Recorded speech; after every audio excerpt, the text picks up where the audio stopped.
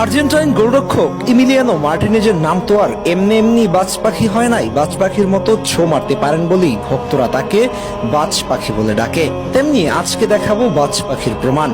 ইমির এই সেফটি দেখুন তো।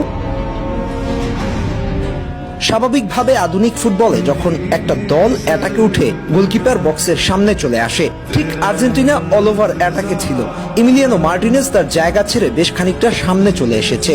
হুট করে মেসি পাসিং করতে গিয়ে বলটা পেয়ে যায় পোর্তারিকোর ক্যাপ্টেন।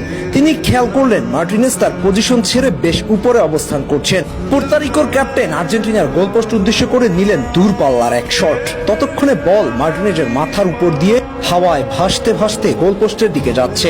এবার দেখুন মার্টিনেজের খেল। যখন বলটা যাচ্ছে তার অবস্থানটা দেখুন। ওই জায়গা থেকে পেছনে ফিরে দৌড়ানো অনেক কষ্টের। তার উপরে বল মাথার উপর দিয়ে যাচ্ছে, কিন্তু তিনি যতটা দৌড়ের